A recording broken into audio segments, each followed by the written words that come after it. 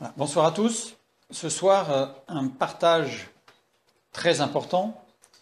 Nous avons vu dernièrement ce qu'était la gloire de Dieu et nous avons vu que cette gloire de Dieu est très importante dans sa manifestation dans nos vies. Et ce soir, nous allons voir un point de plus et on va avancer encore plus, je dirais, dans la connaissance de notre Dieu avec la souveraineté de Dieu. En introduction, je tiens à dire que certaines des diapositives que nous allons voir vont être difficiles à comprendre, mais je signalerai que les réponses, les éclaircissements qui seront absolument nécessaires, mais qu'on ne pourrons pas apporter ce soir parce que le thème sinon serait beaucoup trop long, nous l'aborderons dans la prochaine étude, la semaine prochaine, donc qui s'intitulera « Le libre arbitre, la prédestination de Dieu, le plan de Dieu ». Donc voilà, pour tout comprendre. Je vous propose de commencer. On va lire un passage dans Genèse chapitre 3, au versets 6 et à 11. La femme vit que l'arbre était bon à manger et agréable à la vue, donc on est dans le jardin d'Éden, juste avant la chute, et qu'il était précieux pour ouvrir l'intelligence. Elle prit de son fruit et en mangea. Elle en donna aussi à son mari qui était auprès d'elle, et il en mangea.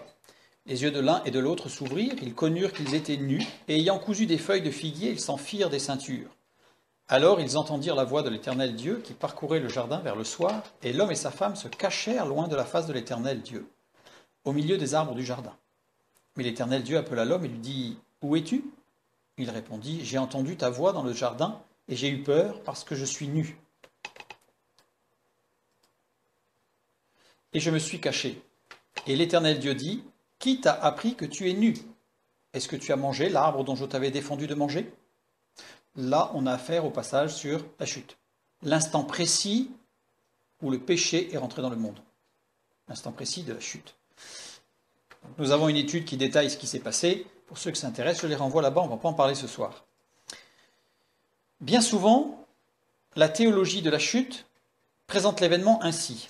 En fait, quand on parle de la chute, quand on veut faire un résumé ou rapidement, on dit Dieu a un plan de toute éternité. C'est-à-dire que ça, on dit Dieu, voilà, il a un plan établi, il a tout créé selon un plan parfait, c'était merveilleux. Mais, et ce plan d'ailleurs, c'était de sauver tous les hommes. Là, je renvoie vers sur notre étude sur la gloire de Dieu pour comprendre ce que cela peut signifier, sans exception. Ça, c'était le plan prévu par Dieu. Mais le plan de Dieu n'a pas réussi. Il y a eu un problème. Alors on dit qu'il n'a pas réussi pour éviter d'employer le mot « il a échoué ». Je fais exprès d'employer ce mot parce que là, si on dit « le plan de Dieu a échoué », on sent que ça fait mal. Il y a quelque chose qui ne va pas. C'est plus doux à nos oreilles quand on dit « il n'a pas réussi ». Il s'est passé quelque chose. Il y a eu un problème. Dans le plan de Dieu, il y a eu un problème. Certains vont même dire ou laisser supposer que Dieu s'est fait surprendre. Parce que quelque part dans le texte, on voit bien comme si Dieu disait « mais tiens, zut, l'homme, il n'est pas là ? Ah ben, il est où ?» Pourtant, Dieu est omniscient. Il sait tout. Donc, il y a un problème. Mais dans la théologie, dans la présentation qui est faite généralement de la chute dans le jardin d'Éden et donc du plan de Dieu pour l'humanité, eh bien, on dit oui, mais comme Dieu savait tout, dès le départ, il avait prévu déjà un plan de rattrapage. C'est-à-dire qu'il avait prévu que son plan ne marche pas, qu'il y a un problème, que son plan échoue, et donc, il avait prévu le rattrapage, parce que Dieu est très grand. Et le plan de rattrapage, c'est l'incarnation du Fils de Dieu, sa mort sur la croix pour le salut de tous les hommes, sans exception. On sait aujourd'hui, par l'étude sur la gloire de Dieu, que cette interprétation de sauver tous les hommes sans exception est fausse, puisque Dieu ne cherche pas à sauver tous les hommes sans exception, mais Dieu cherche à sauver tous les hommes sans distinction. Ça fait une énorme différence, ce qui permet de comprendre pourquoi Dieu a créé l'enfer, etc. Mais je renvoie vers notre étude sur la gloire de Dieu. Mais c'est important de l'avoir en arrière-plan pour bien comprendre la souveraineté de Dieu. Donc, dans cette théologie, dans cette explication de ce qui s'est passé à la chute et des résultantes, du résultat, on induit forcément que la volonté de Dieu n'est pas parfaite au départ, parce qu'il y a eu un problème. La perfection, la pureté, la perfection totale exclut d'échouer, exclut un problème, exclut la surprise, exclut le manque de réussite. Pas possible, sinon c'est pas parfait. Un mécanicien qui dit j'ai fait mon système est parfait et il fonctionne pas, on va lui dire ton système n'était pas parfait. Ça induit aussi que Dieu n'est pas le souverain sur les hommes, puisque il avait prévu ce qu'il voulait lui dans son amour infini, c'est que tous les hommes sans exception soient sauvés. Et l'homme, il n'a pas fait ce que Dieu voulait. Donc ça veut dire que l'homme est libre de faire ou non ce que Dieu veut. Donc Dieu n'est pas souverain sur les hommes. Il peut être souverain peut-être sur les arbres, sur les fleurs, sur les oiseaux, mais pas sur les hommes. C'est ce que ça implique d'analyser la chute et les conséquences de la chute telles qu'on vient de le voir. Pourtant, c'est l'analyse la plus fréquente. Dieu a autant d'influence sur les hommes, d'après cette théologie, que l'homme veut bien lui accorder.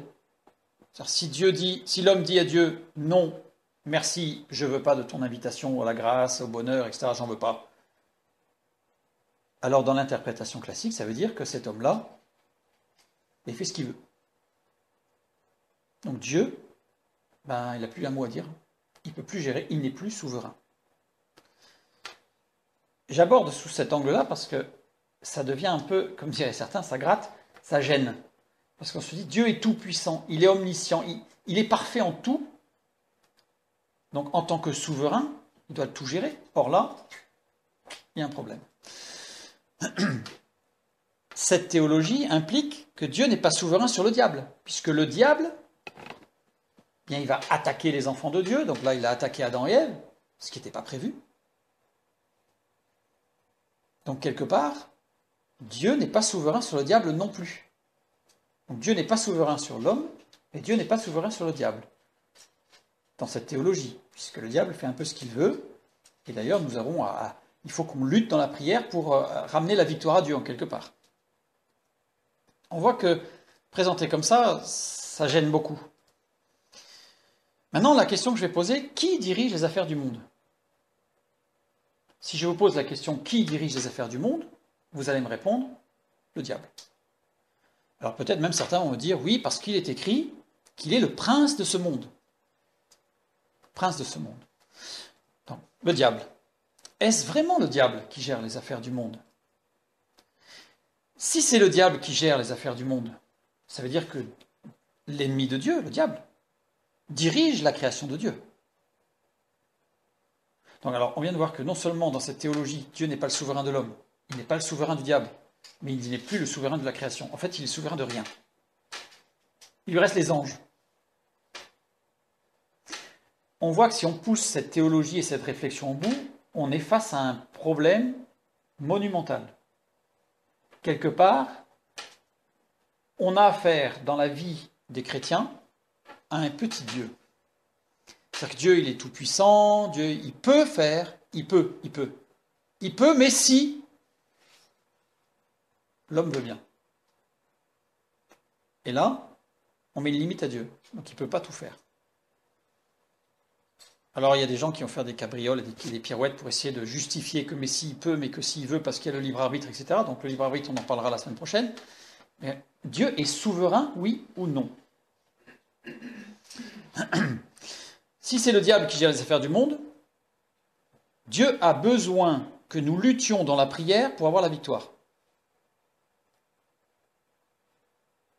Il y a un problème. Il est tout-puissant, il est le souverain du monde, mais pour qu'il puisse gagner, pour qu'il puisse avoir la victoire, il faut que nous, on lutte dans la prière. Ça veut dire qu'en fait, si on n'est pas là, Dieu, il ne peut pas faire grand-chose, quoi. Alors, je pousse un peu, mais on en est là. Et la théologie aujourd'hui de beaucoup d'enfants de Dieu, elle est réduite à un petit Dieu qui n'est pas souverain, puisqu'il ne peut pas agir sur les affaires du monde, il ne peut pas agir sur l'homme, il ne peut pas agir sur le diable. Alors ici, il peut agir avec ses anges, il les envoie pour protéger ceux qui sont à lui. Mais même là, on a quelques difficultés, parce que est-ce qu'un enfant de Dieu peut être agressé ? Ouh là là, ça devient compliqué. Donc on va éviter de réfléchir, et on dit, voilà, on va parler de l'amour de Dieu, et Dieu il aime tout le monde. Vous voyez, cette théologie, elle amène quelque chose de scabreux, de délicat, et je dirais un affaiblissement considérable de notre vie chrétienne et de notre foi. Et donc ça veut dire, je pousse encore un peu, mais si je vais jusqu'au bout, ça veut dire que Dieu est le spectateur de l'avenir du monde. Puisque c'est le diable qui gère le monde. C'est le diable qui fait tout ce qu'il veut pour détruire. Alors, oui, mais Dieu intervient pour ralentir un peu, pour que finalement on arrive quand même à aller au bout et que finalement Jésus reviendra avant que ce soit la fin, parce que en fait, le diable il va tout casser sinon.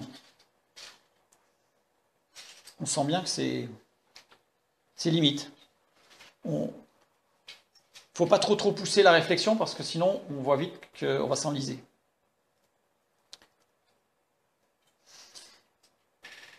Certains, alors si on considère que Dieu est le spectateur de l'avenir du monde, puisqu'il quelque part au ciel, il pleure en disant et les chrétiens, s'il vous plaît, luttez dans la prière pour que je puisse gagner. Ah, si seulement ça pouvait le faire. Non, il y a un problème.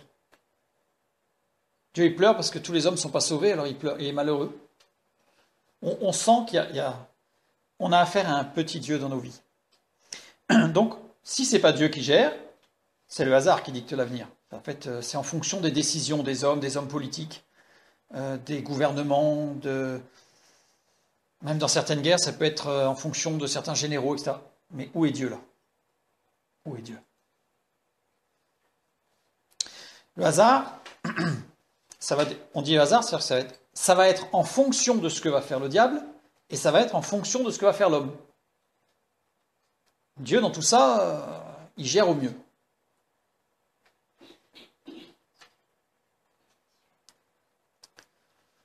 Ceci n'est pas la définition du Dieu de la Bible. On n'est pas en face de la définition du Dieu de la Bible qui est souverain en toutes choses. Et donc maintenant qu'on a soulevé des questions et qu'on s'est rendu compte qu'on était un petit peu dans un des aspects de notre théologie, donc de notre compréhension de Dieu et de son œuvre, quand on a compris maintenant qu'on a construit quelque chose sur quelque chose de fragile, on va maintenant voir ce que nous dit la Bible réellement sur la souveraineté de Dieu. Dans la Bible, Dieu est omnipotent. Omnipotent, c'est-à-dire qu'il peut tout faire. Totalement indépendant. C'est-à-dire que Dieu ne dépend de rien ni de personne. Il n'a besoin de rien ni de personne pour décider, pour agir, pour conclure. Il est totalement indépendant, Dieu. Dieu est omniscient. Il connaît toutes choses. Il connaît tout. Et il est souverain. Dans la parole de Dieu, Dieu est souverain. Il est parfait dans tous ses attributs. C'est-à-dire que tout ce qu'il est parfait. Et il n'y a pas l'ombre d'une variation en lui. Parce que la moindre variation induirait une imperfection. Puisque la perfection, on ne peut pas faire mieux. Modifier quelque chose de parfait, c'est le rendre imparfait. On ne peut pas faire quelque chose de parfait, on ne peut pas le rendre plus que parfait. Que dans la conjugaison française, on peut arriver à faire du plus que parfait. Mais sinon, quand quelque chose est parfait, on n'y touche plus. Parce que si on y touche, on ne peut que le rendre imparfait. On ne peut pas le rendre encore plus parfait sinon il n'est pas parfait. Donc Dieu étant parfait, il est invariable. Et il est parfait dans tout ce qu'il fait. C'est-à-dire qu'il est parfait dans tout ce qu'il est. Ça, en général, c'est assez facile à comprendre. Mais il est parfait dans tout ce qu'il fait.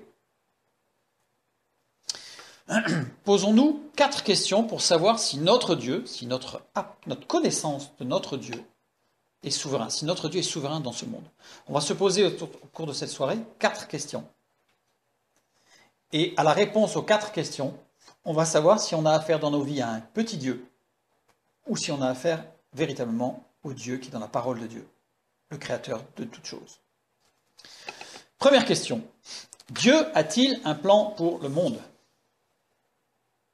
Réponse facile, oui. Réponse facile, oui. Luc 22, 22. Le Fils de l'homme s'en va selon ce qui est déterminé. C'est-à-dire qu'en fait, Dieu a un plan et Jésus-Christ est venu sur terre et à un moment donné, la parole de Dieu nous dit qu'il s'en va selon ce qui est déterminé. Donc son œuvre complète a été déterminée dès la fondation du monde. C'est dans la théologie dont on a parlé là, c'était le plan de rattrapage. son plan, donc l'action de Dieu sur Jésus-Christ est déterminée. Déterminée horizo en grec, qui est conjuguée au parfait. Action unique terminée dans le passé. Donc elle a été déterminée une fois pour toutes dans le passé. Et on sait par d'autres textes de la parole que c'est dès la fondation du monde. Donc c'est même avant la chute d'ailleurs. C'est dès la fondation du monde. Tout a été déterminé. C'est pas une fois que la chute est arrivée, ce n'est pas quand Jésus est né, quand que Dieu a dit finalement ça va être comme ça. C'était établi dès la fondation du monde. Le verbe horizo signifie être défini, délimité, déterminé. Donc c'est bien ça. On est bien dans la définition de ce qui a été traduit. C'est-à-dire que c'est quelque chose qui a été défini, délimité, déterminé, totalement établi. C'est voilà, le cahier des charges est clos, et il est complet. Il est complet. Mais ce verbe implique nécessairement une réflexion. C'est-à-dire que quand vous déterminez, vous délimitez quelque chose, il faut forcément réfléchir à la limite. Donc ça veut dire que le plan qui a été établi, ça n'a pas été établi ni à la va-vite, ni au hasard.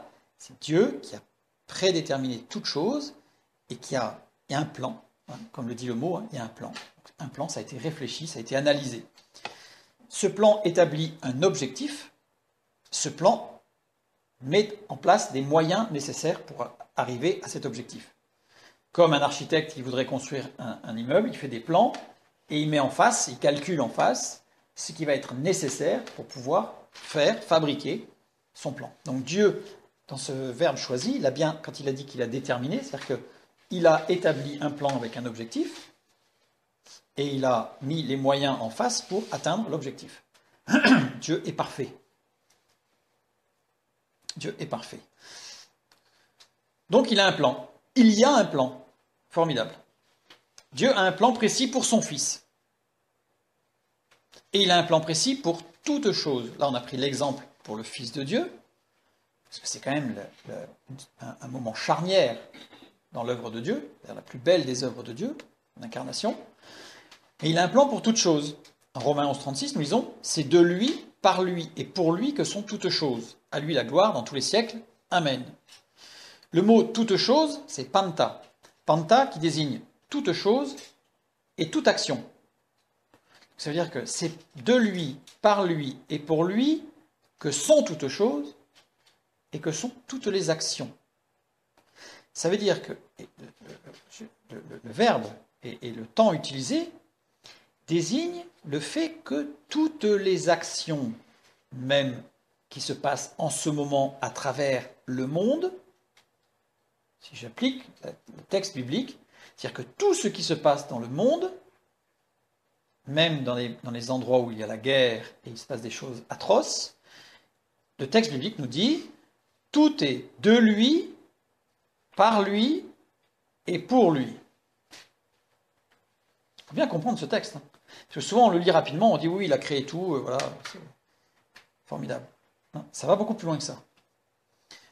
Dans Éphésiens chapitre 1, nous lisons « En lui, nous sommes aussi devenus héritiers, ayant été prédestinés, suivant la résolution de celui qui opère toutes choses d'après le conseil de sa volonté. » Toutes choses, c'est encore panta. Donc, on ne va pas regarder ce soir exactement la prédestination, ce sera la semaine prochaine. Donc, pour toutes choses, il y a un plan qui est réfléchi, établi depuis toujours. David le dit, dans le sein, avant même que je sois formé, dans le sein de ma mère, tu me connaissais. Il y avait un plan déjà pour lui. C'est-à-dire qu'il y a un plan pour tout. C'est la souveraineté de Dieu. Mais Dieu est parfait. Nous venons de le voir. La parole de Dieu, il est parfait. On lit dans Matthieu, parce que parfois certains me disent, oui, mais ça c'est dans l'Ancien Testament. Oui, mais dans le Nouveau aussi, dans Matthieu, nous lisons, soyez donc parfaits comme votre Père Céleste est parfait. Il est parfait. Dieu est parfait. Et tout ce qu'il fait est parfait. Ecclésiaste, chapitre 3, et il fait toutes choses bonnes en son temps. Mais quand je regarde le monde autour de moi, j'ai du mal à voir son plan parfait. Certains pourraient même me dire que si je regarde ma vie, même depuis que j'ai donné ma vie à Christ, honnêtement, j'ai du mal à voir le plan parfait de Dieu. Alors, qu'est-ce qui se passe? Il y a comme un décalage entre ce que je peux lire dans la parole de Dieu et ce que je vois avec mes yeux. Alors, certains chrétiens affirment, pour se sortir un petit peu de l'impasse, ce n'était pas le monde que Dieu avait prévu. Ça fait, oui, tout était parfait avant la chute. Dieu avait prévu un monde parfait. Et il y a eu la chute. Ça veut dire que Dieu se serait trompé. Parce que pourtant, les textes que nous avons lus sont des textes qui ont été écrits bien après la chute. Donc pourquoi est-ce que la parole de Dieu nous dit que ce que Dieu fait est parfait et que ce que je regarde autour de moi, ce n'est pas parfait? En tout cas, ça me semble loin d'être parfait. Dieu aurait été surpris. On revient sur notre question de départ. La théologie scabreuse de départ. On donne parfois une explication différente à la première question. Dieu a-t-il un plan? On donne parfois une explication particulière. La volonté parfaite de Dieu, c'était pour avant la chute de l'homme. Et la volonté tolérante de Dieu, Dieu en fait il est tolérant quelque part, parce qu'il pourrait tout balayer de sa main d'un coup. Mais il tolère que certains hommes ne lui soient pas soumis. Il tolère le diable. Alors on a vu la dernière fois pourquoi Dieu a créé le diable et pourquoi il le laisse vivre. Donc pour sa gloire, d'accord.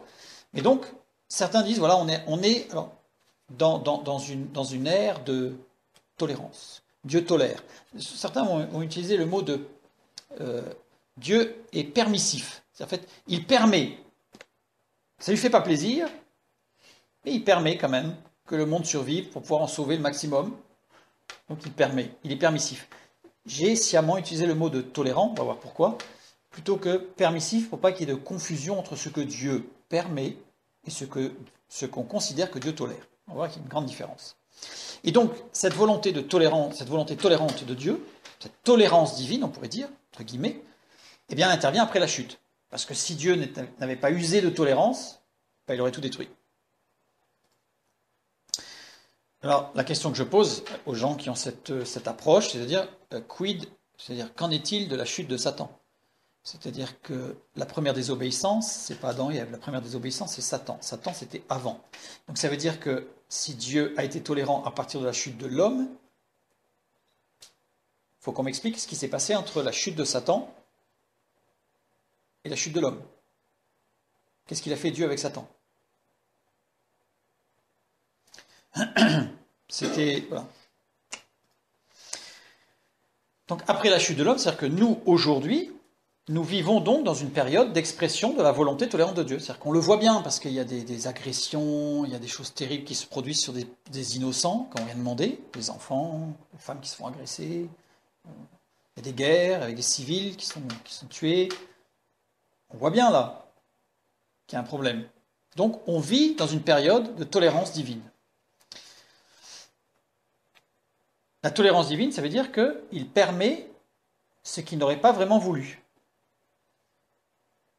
Ça c'est la formulation qui permet de faire passer un petit peu le morceau qu'on a du mal à avaler là.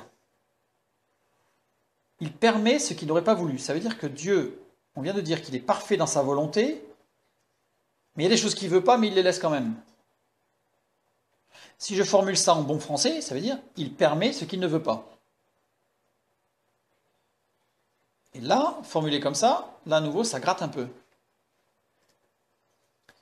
Maintenant, on va voir qu'est-ce que c'est que la tolérance. Surtout qu'aujourd'hui, c'est d'actualité, on en parle beaucoup de tolérance, il faut tolérer. Donc, qu'est-ce que la tolérance? Dans son sens général, il faut être tolérant. C'est la capacité à permettre ce que l'on désapprouve. Être tolérant, c'est être capable de permettre ou de laisser faire des choses que l'on désapprouve. Ça veut dire que si on dit qu'on est dans une période où la volonté de Dieu est permissive ou tolérante, ça veut dire que Dieu peut permettre ce qu'il désapprouve. Alors là, les gens qui vont utiliser ça vont dire, ah oui, on a des exemples bibliques. Par exemple, la polygamie de Jacob, et d'Abraham, par exemple. On sait dans la parole de Dieu que Dieu désapprouve, et pourtant, il laisse faire. Qu'est-ce que la tolérance dans son sens général? La tolérance, c'est la capacité à permettre ce qu'on devrait refuser. Il y a des choses qu'on devrait refuser, et être tolérant, c'est permettre que ça se fasse quand même. Donc ça veut dire que Dieu peut permettre ce qu'il devrait refuser. Un exemple, les guerres durant la conquête de Canaan. Il est bien dit, tu ne tueras point. Les guerres durant les conquêtes de Canaan se sont produites après la révélation sur le mont Sinaï. Donc là, certains vont sauter sur ces passages-là pour dire la preuve que Dieu peut permettre des choses qu'il devrait refuser.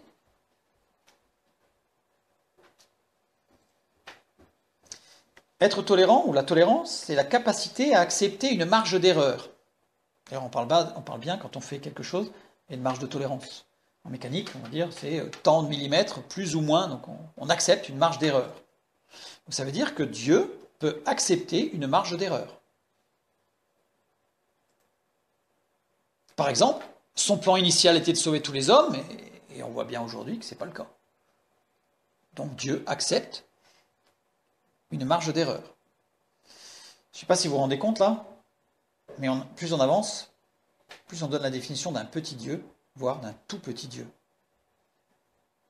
Comment peut-on vivre avec ça? Dans son sens moral, la tolérance maintenant, c'est la vertu qui porte à laisser faire ce que l'on n'accepterait pas spontanément. Alors, les définitions que j'ai prises sont la définition du dictionnaire. Je n'ai pas été les chercher loin. J'ai pris le dictionnaire Larousse, les encyclopédies, et j'ai pris la définition. Dans son sens moral, la vertu, c'est la vertu qui porte à laisser faire, c'est quelque part un certain laxisme, ce que l'on n'accepterait pas spontanément. C'est des choses que, non, quand même, mais il faut être tolérant. Il faut être tolérant. Voilà.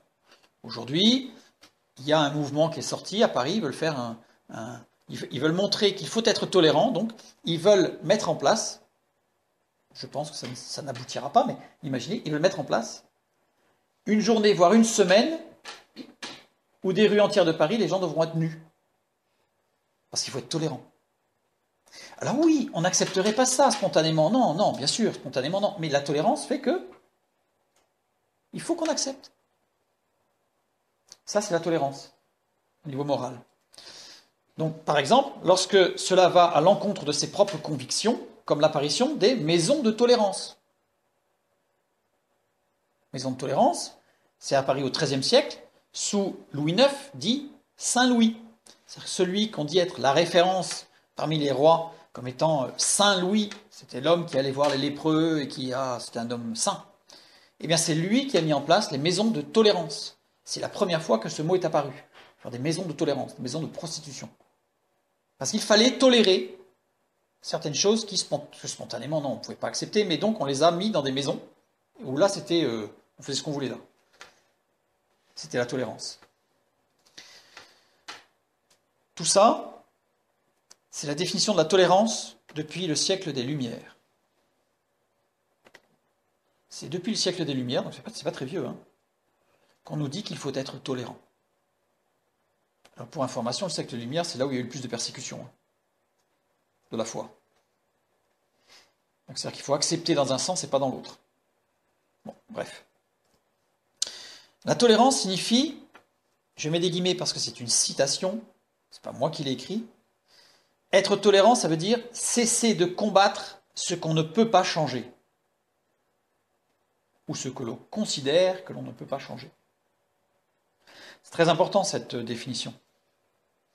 C'est John Locke, philosophe anglais, qui est l'un des principaux précurseurs des Lumières, qui a donné cette définition de la tolérance. C'est ce qui a servi d'appui au siècle des Lumières. La notion de tolérance est associée à la notion absolue de bien et de mal. C'est-à-dire qu'à partir du moment où on parle de tolérance, ça veut dire qu'on a fait un distinguo entre ce qui est bien et ce qui est mal, parce qu'on tolère ce qui est mal. Il n'y a pas à tolérer ce qui est bien. Donc forcément, ça veut dire qu'il y a un distinguo entre le bien et le mal pour tolérer ce qui est mal.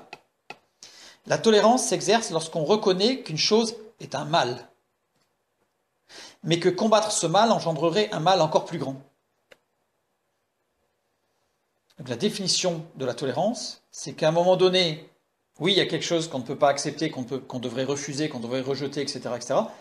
Mais si on le combat, on va certainement aboutir à quelque chose d'encore plus mal.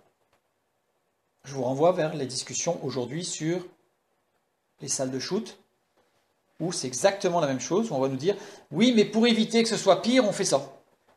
Là, on est véritablement dans la tolérance. Ou les maisons de prostitution. On est passé du phase de la prohibition, c'est interdit, ensuite c'est autorisé, mais que dans certaines maisons, parce que si on ne le laisse pas, ça va être pire, etc., etc., etc. C'est toujours le même débat, ça ne change pas depuis 3 siècles. C'est la tolérance. Donc d'où les maisons de tolérance.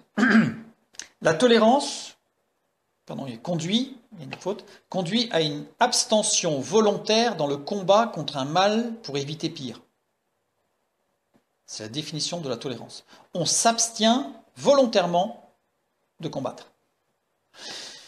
C'est grave, parce que ça veut dire que considérer qu'on est dans une période de tolérance de Dieu, où Dieu est permissif ou tolérant par rapport au mal, par rapport à l'homme, par rapport au diable, ça veut dire que Dieu peut s'abstenir de combattre le mal, c'est-à-dire qu'il peut accepter le mal, de peur que ce soit pire. Vous voyez bien que là, on s'éloigne.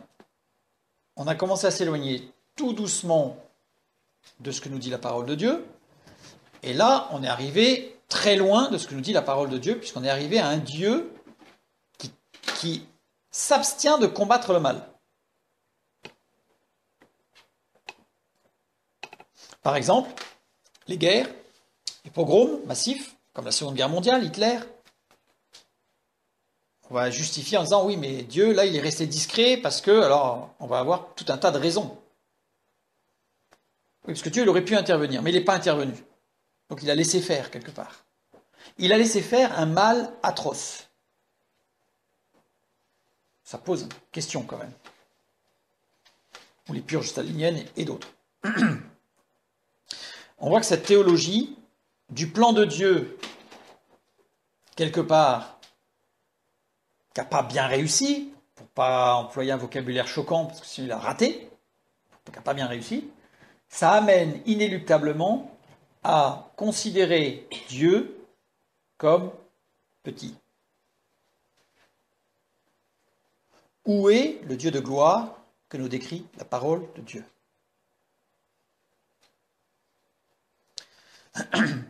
Cette idée d'une volonté tolérante de Dieu contient 4 erreurs. La première chose que je constate, c'est qu'il n'est jamais parlé d'une volonté tolérante de Dieu dans la Bible. Jamais. Avant la chute de l'homme, les œuvres de Dieu nous sont dites dans la parole de Dieu qu'elles sont parfaites. Tout ce qu'il fit était bon, tov. Et à la fin de la création, il vit que tout ce qu'il avait fait était très bon, meot tov en hébreu, c'est-à-dire parfait.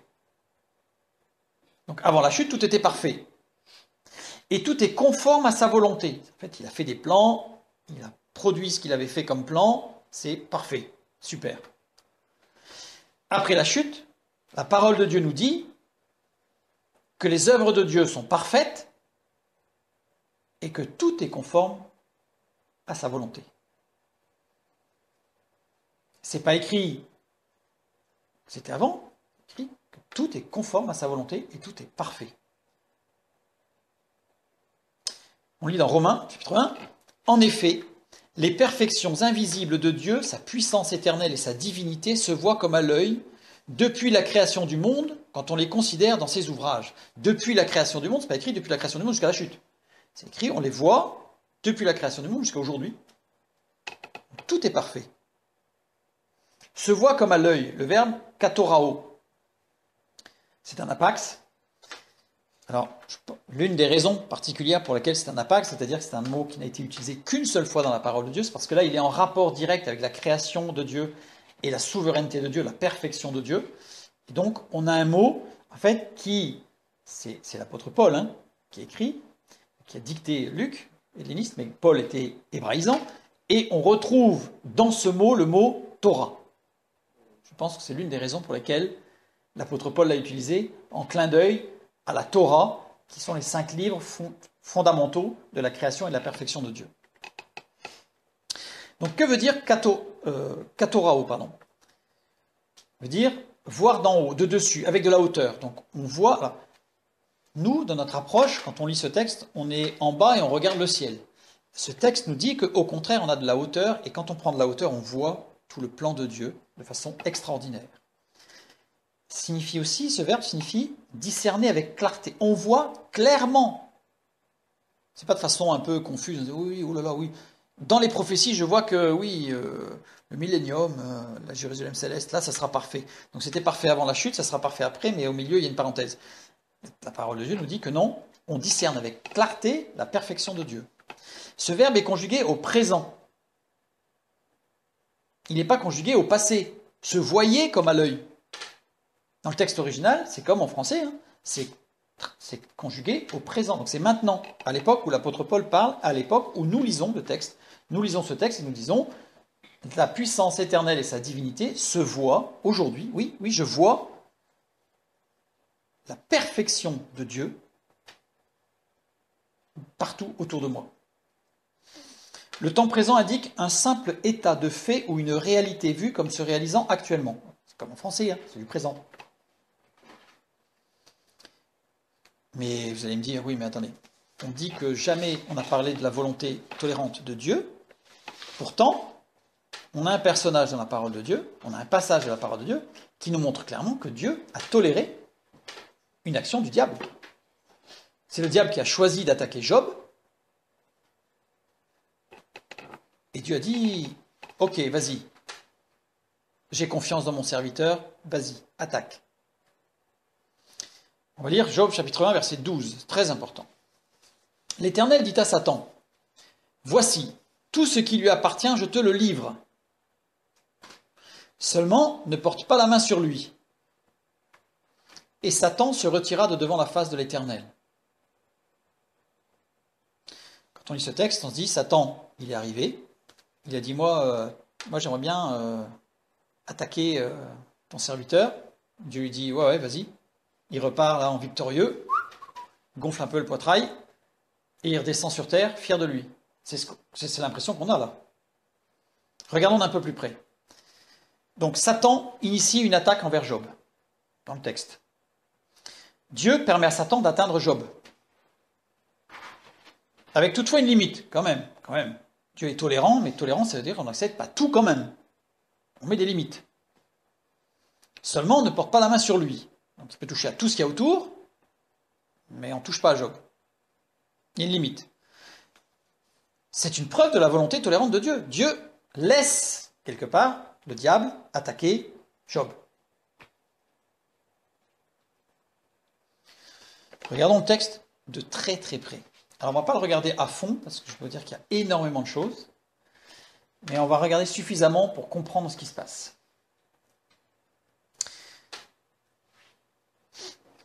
L'Éternel dit à Satan, voici, tout ce qui lui appartient, je te le livre. Il commence par voici, inné. Inné, qui veut dire regarder de façon continue, sur le long terme. Donc, regarde. Donc, c'est pas juste regarde, jette un œil, c'est regarde toute la vie de Job, comme quoi c'est un homme formidable. Regarde. Ce mot est utilisé dans 4 contextes précis. Utilisé dans plein de passages de la parole de Dieu, et il n'y a que 4 contextes très précis. C'est toujours soit avant l'annonce d'une vérité importante, c'est-à-dire que Dieu va parler et va annoncer quelque chose, comme une prophétie, comme les 10 commandements. Il y a des choses qui sont très importantes. Dieu annonce une vérité importante à ses fidèles. Donc c'est en référence au passé ou au présent, et indique une certaine vérité, qu'elle soit renouvelée, un renouvellement d'affirmation, parce qu'il peut annoncer une prophétie, mais parfois on a des prophéties qui sont réitérées, d'accord ? Ou par exemple, tu te reposeras Le jour du Seigneur, c'est le jour du repos. Ça a été donné dans les 10 commandements, mais ça a été répété dans le livre de l'Exode. Donc on a cette expression innée. On répète quelque chose de connu, mais on le répète. C'est une vérité fondamentale. J'ai donné quelques passages. Et dans l'annonce d'une vérité, ça peut être en référence au futur pour introduire une déclaration solennelle et importante, ce qu'on va appeler une prophétie. J'ai donné quelques versets aussi. Il y en a bien d'autres, bien sûr. Le deuxième contexte d'utilisation de inné, c'est le plus souvent après les verbes voir et découvrir. Il y a parfois d'autres verbes dans le même sens que voir et découvrir, c'est regarde ceci, découvrir quelque chose. Pour rendre une description historique vivante sous une tournure légèrement exclamative. C'est-à-dire que la phrase, c'est « regarde ». Nous, on dirait, je dirais dans notre langage maintenant, « waouh ». Voilà, c'est pour rajouter un effet, quelque chose de grand, quelque chose de fort, quelque chose de beau. C'est dans ce sens qu'est utilisé « inné ». Là, on pourrait presque se dire, on le comprend dans ce sens, en disant « waouh, regarde Job, ça, c'est un homme de Dieu ».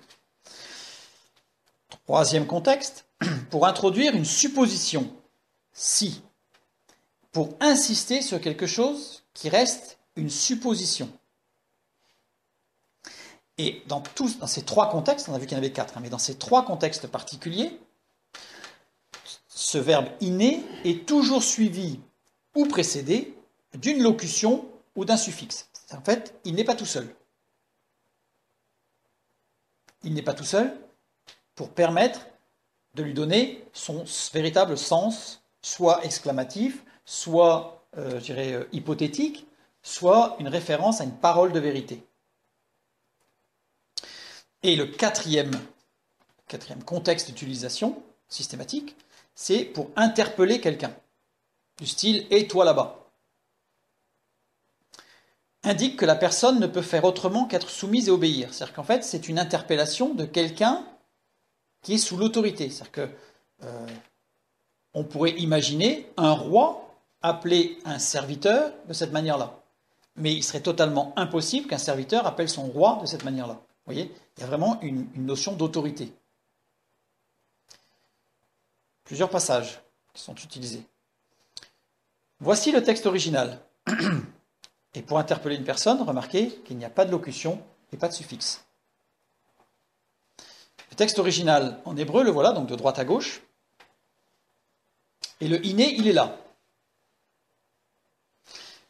Remarquez que dans le texte original, il est encadré par deux sortes de virgules, là, pour insister sur le fait qu'il n'y a aucune locution et aucun suffixe associé à inné. Résultat, inné signifie quoi dans ce texte?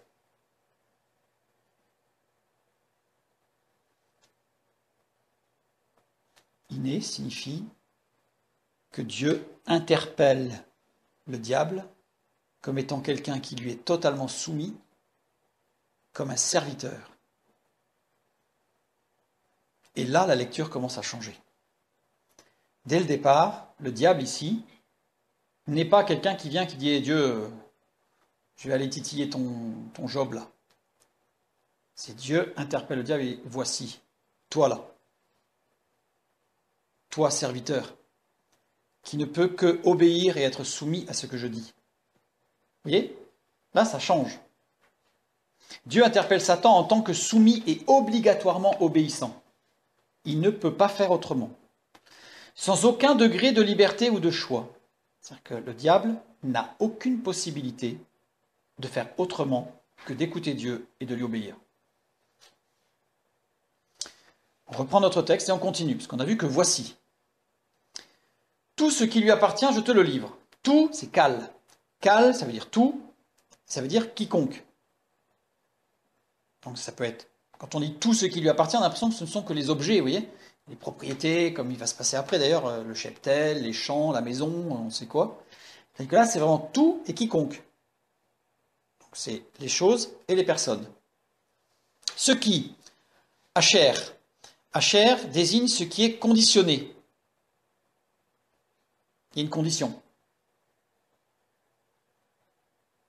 Il y a un mot juste après Asher qui n'est pas traduit, qui est love, qui est toute idée de cohésion et de liaison. Voilà, ça va paraître un peu confus parce que c'est compliqué, mais après on va résumer tout ça, hein. Mais je donne, parce que ceux qui veulent vérifier, parce que c'est vraiment fondamental, cette compréhension de ce qui se passe ici. Se lit souvent comme étant plutôt, enfin c'est une expression qu'on va lire, plût à Dieu. C'est quelque chose qui doit plaire à Dieu. Donc c'est-à-dire que tout, quiconque, conditionné au plaisir de Dieu,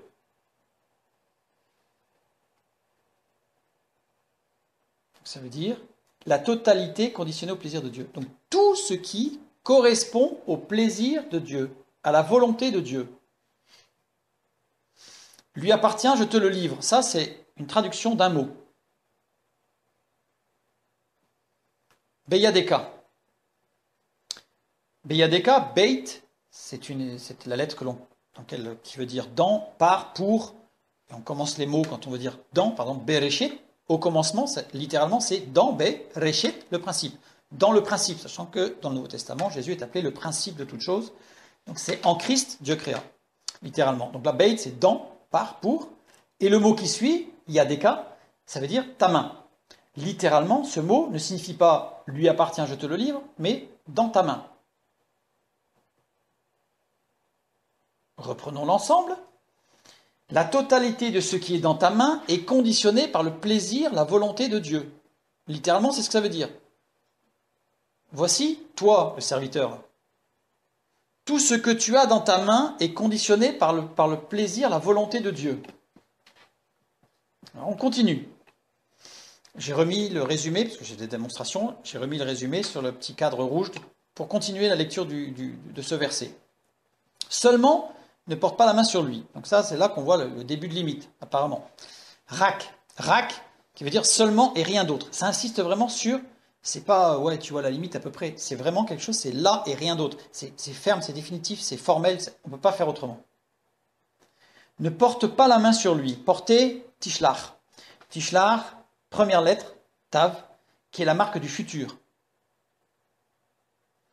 Et le mot qui suit, shalach, qui veut dire pousser, tirer, jeter hors d'eux. Donc c'est toutes les actions, on pousse, on tire, on essaie de faire trébucher. L'objectif est de faire sortir, de faire sortir quelqu'un d'un endroit ou d'une position. Donc c'est faire sortir, pousser, tirer. Bref. La négation, ne pas, c'est al, qui est une négation absolue. C'est-à-dire que c'est pas, faut pas trop faire, c'est absolu. C'est une négation totale. La main, on retrouve notre yadeka, le même mot que tout à l'heure, vous savez, be yadeka, dans ta main, ben là c'est ta main. Sur lui n'existe pas. Il y a un mot ici, qui n'est pas traduit, élave. Élave, qui veut dire ce qui concerne. L'ensemble, seulement et rien d'autre de ce qui ne sort pas de ce qui n'est pas dans ta main. C'est une phrase qui est waouh. On se dit, oh là, aussi compliqué. Il n'y a pas moyen de simplifier si on peut simplifier. Mais ce qui est important, c'est que même cette formulation en hébreu est très très lourde, hein, mais c'est une forme qui insiste sur ce qui n'est pas dans la main de Satan. Dieu lui dit pas, t'as vu, t'as une marge de manœuvre, c'est juste ce qui est là. Dieu lui dit, tout ça tu peux pas faire. C'est le propre de celui qui veut imposer son autorité et qui donne aucun degré de liberté. C'est-à-dire qu'en fait, il parle par la négation. Seulement et rien d'autre de ce qui ne sort pas de ce qui n'est pas dans ta main. C'est-à-dire que tu ne peux absolument rien faire sauf ce que moi j'ai mis dans ta main. C'est ce qu'on a vu juste avant. La totalité de ce qui est dans ta main, c'est ma volonté. Et là, la phrase d'après, ça insiste sur le fait que absolument rien de ce qui est hors de ta main, donc ce qui est hors de ma volonté, ne peut être à ta portée. Tu ne touches à rien, sauf ce que moi, j'ai mis dans ta main. Qu'est-ce qui est dans la main de Satan? Le plaisir, la volonté de Dieu.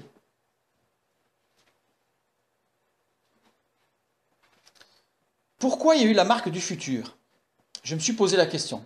Pourquoi, dans ce texte, Dieu révèle-t-il cette phrase avec cette marque du futur? Eh bien, tout simplement, j'ai recopié le mot, tishlach, Parce que les deux premières lettres, avec cette marque du futur, ça veut dire l'ardeur naturelle génératrice. Ce qui va générer, ce qui va produire, ce qui va créer quelque chose. Lamed, la lettre qui suit, c'est le bras de l'homme et son action, tout ce qu'il acquiert par le travail et la persévérance, et ça correspond à tout ce qui résulte de l'enseignement et de l'éducation donnée. Et enfin, la dernière lettre, Chet, c'est l'équilibre entre la vie et l'existence dans le salut. C'est un équilibre entre la vie et l'existence. Dieu ne nous demande pas de n'être que des esprits, Dieu ne nous donne pas de n'être que corps. On a bien compris. Dieu nous demande d'être dans un équilibre de la vie spirituelle et physique, parce que nous avons un corps, en lui. Et Chet, c'est aussi la limite entre l'intérieur et l'extérieur, entre l'intimité et la vie extérieure. Qu'est-ce que ça signifie tout ça? Eh bien, ça signifie que Dieu donne des limites à Satan. Donc, il insiste sur tout ce qu'il ne peut pas faire, et il donne des limites. Il peut toucher aux fruits de son travail, à Job. Donc là, on retrouve un peu la traduction qu'on a vue, hein, tu ne lui toucheras pas lui. Satan peut toucher aux fruits du travail de Job, c'est-à-dire sa propriété, c'est-à-dire sa réputation, parce que la réputation, c'est tout un travail aussi. C'est des années de fidélité, de droiture, de justice, qui fait qu'on acquiert une réputation. Et il ne peut pas faire mourir, physiquement et spirituellement. C'est la partie de l'équilibre entre la vie et l'existence dans le salut. Satan, Dieu lui dit, tu ne peux pas faire mourir, physiquement et spirituellement. Satan n'a aucun droit sur la vie de personne. Bibliquement, Satan n'a aucun droit sur la vie spirituelle et physique de personne. Dieu lui donne la limite, tu ne dois pas faire mourir physiquement ni spirituellement Job. C'est-à-dire que ce n'est pas Job qui devait résister, c'est que Dieu l'a dit, spirituellement, tu n'y touches pas. Job, son épouse, d'où la limite entre l'intimité et l'extérieur, et la vie extérieure. L'intimité, c'est son épouse. Son épouse n'a pas été attaquée. Elle a attaqué, parce qu'elle a réagi dans son libre arbitre, et on verra ça la semaine prochaine, mais elle n'a pas été attaquée par Satan. Et ses enfants. Dieu dit, tu ne touches pas à ses enfants. Tu ne les fais pas mourir, c'est pas tu ne touches pas. Tu ne les fais pas mourir, ni physiquement, ni spirituellement. Je mets le petit résumé avec tout ça, je rajoute le voici, parce que là on voit bien que c'est vraiment l'aspect de la soumission. Dieu est autorité. Et vis-à-vis du diable, le diable n'a aucun degré de liberté. Quand je dis aucun, c'est vraiment aucun. Dans le texte biblique, je ne l'ai pas rendu peut-être suffisamment, mais c'est très très très très fort. Dieu montre publiquement la nécessaire soumission de Satan à sa volonté, parce que là, ils ne sont pas seuls à seuls. Hein. Parce que le texte d'avant, c'est tous les fils de Dieu sont venus, et Satan était au milieu d'eux. Donc publiquement, devant tous les êtres spirituels, Dieu inflige à Satan, je dirais, c'est pas une correction, hein, mais une remise en place. Hein. Et on voit ça dans Colossiens 2. Il a dépouillé les dominations et les autorités et les a livrées publiquement en spectacle en triomphant d'elles par la croix. Donc ça, c'est de notoriété publique, je dirais. Ensuite, dans cette phrase, Dieu montre publiquement toujours l'impuissance de Satan. Il ne peut pas faire mourir. Satan ne peut pas faire mourir. Ça rejoint un texte du Deutéronome. Sachez donc que c'est moi qui suis Dieu et qu'il n'y a point de Dieu près de moi. Je fais vivre et je fais mourir, je blesse et je guéris et personne ne délivre de ma main. C'est Dieu qui a autorité sur quiconque de vie et de mort. Le diable n'a aucune autorité. Luc, chapitre 12. Je vous dis, à vous qui êtes mes amis, ne craignez pas ceux qui tuent le corps et qui, après cela, ne peuvent rien faire de plus. Littéralement, ce n'est pas tout à fait ça, puisque ce n'est pas ceux qui tuent le corps, mais c'est ne craignez pas celui et ceux qui tuent le corps et qui, après cela, ne peuvent rien faire, c'est-à-dire ceux qui vont attaquer le corps. Je n'ai pas pris la traduction littérale, mais c'est pour montrer que c'est Dieu qui a toute autorité physique et spirituelle sur l'homme, par rapport au diable. Et Satan se retira de devant la face de l'Éternel. Satan semble avoir obtenu exactement ce qu'il voulait. Il est arrivé, bon, il s'est pris un peu, là, on a vu quand même qu'il s'est quand même pris un peu, l'autorité de Dieu s'est quand même bien appuyée sur lui. Ceci étant, il se retire de devant la face de l'Éternel, il a obtenu ce qu'il voulait. Le verbe se retirer est très particulier. Vayetse. Vayetse avec une particularité, c'est qu'il y a un point au milieu du yod ici, deuxième lettre. Ce point est très important parce que c'est ce même verbe qui est utilisé quand il est dit que un fleuve sortait d'Éden pour arroser le jardin. C'est le même verbe, mais il n'y a pas le point. Vous allez voir pourquoi. Là, il y a le point. Pourquoi ? Parce que le point, c'est une insistance. Ça veut dire que c'est l'équivalent de comme s'il y avait deux lettres. À chaque fois que vous avez un bait avec un point ou une lettre avec un point au centre, ça veut dire qu'il faut doubler la lettre. Mais que comme dans l'orthographe, s'il y avait eu un doublage de la lettre yod, ça aurait été une faute d'orthographe notoire, même s'il y en a dans la parole de Dieu, mais là en tout cas, par rapport à la structure, il ne pouvait pas y en avoir. Donc il y a un point pour dire, il faut le lire comme s'il y avait deux yod. Et vav yod, les deux premières lettres, du coup, de fait, expriment le dédain et le dégoût. Et la fin, c'est bien le verbe sortir. Yatser. Et l'ensemble, c'est-à-dire que ce mot complet avec ce point, c'est l'expression qui désigne les excréments qui sortent lors de déjection. On est loin d'une sortie glorieuse. C'est le moins qu'on puisse dire. C'est-à-dire ce texte, cette approche de Satan devant Dieu, c'est vraiment celui qui est soumis au plus bas niveau. J'insiste aussi sur qu'il n'y a aucune allusion humiliante ou péjorative. Ce verbe est simplement une description. Voilà, c'est descriptif, c'est comme ça. Il n'y a pas ni d'ironie, ni quoi que ce soit. Voilà. Et c'est ce verbe qui est utilisé, que l'on peut retrouver d'ailleurs dans certaines situations, dans la grotte où il y a Saül et David, etc. C'est ce genre de construction qu'on va retrouver. Mais ici, cette sortie de Satan,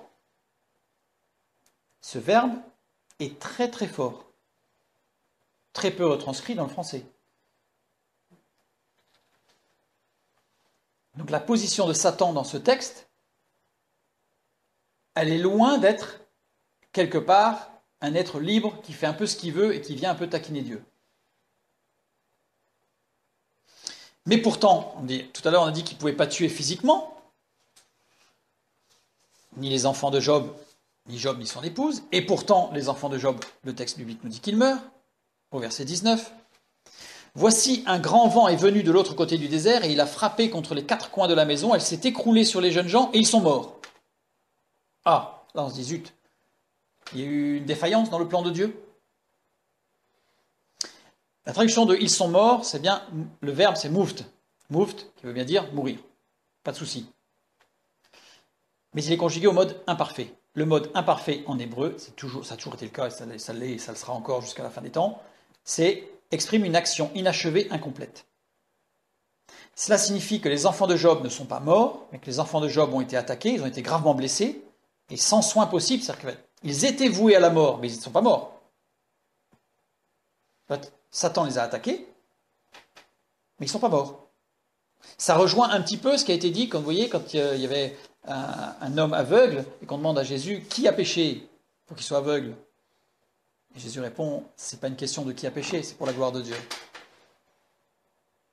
Et là, en l'occurrence, ils ne sont pas morts. Ils ont été blessés, oui, par l'effondrement, mais il n'y en a aucun qui est mort.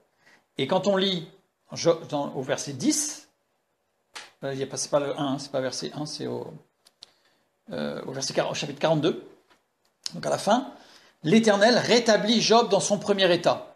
Alors, je n'ai pas tout traduit, mais le verbe rétablir, là aussi, il y a toute une construction qui montre bien que Job, non seulement Job, mais ses enfants ont été rétablis. C'est-à-dire, en fait, toute sa famille a été physiquement rétablie de ce qui s'est passé. Donc là, ils ont été guéris.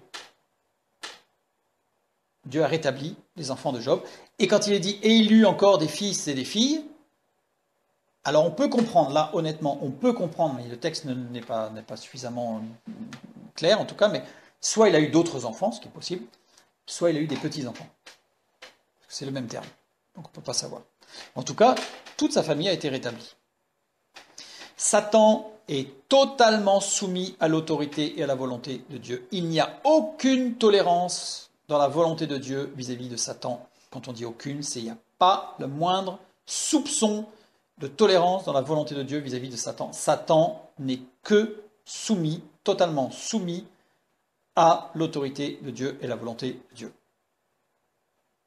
Dieu est souverain, totalement souverain sur Satan. Oups. Revenons à notre première question. Donc là, on a fait une petite, pour bien parler de la souveraineté de Dieu sur Satan. Dieu a-t-il un plan pour le monde? Oh là là, j'ai l'impression que j'ai fait l'idée d'une volonté tolérante de Dieu, donc d'un plan modifié ou rattrapé, contient 4 erreurs. C'est ce que nous avons vu tout à l'heure. On a vu une. La première, c'est qu'il n'est jamais parlé d'une volonté tolérante de Dieu dans la Bible. On vient de le voir, parce que même ce passage qui paraît être, je dirais, une parenthèse de liberté laissée au diable, elle n'est absolument pas vraie, puisque le diable n'a aucune liberté. Donc Dieu a un plan établi depuis la fondation du monde, parfait dans sa conception et dans sa réalisation.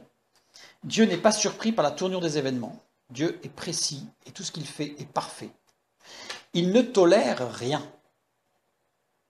On a vu ce que ça voulait dire tolérer. Eh bien, Dieu ne tolère rien. Mais il respecte le libre arbitre. Ça, on verra ça la semaine prochaine. Dieu qui respecte le libre arbitre. La différence. Il n'a pas besoin de modifier son plan. Dieu n'a pas besoin de modifier son plan ou d'adapter son plan à la volonté ou à la décision d'un homme ou du diable. En rien.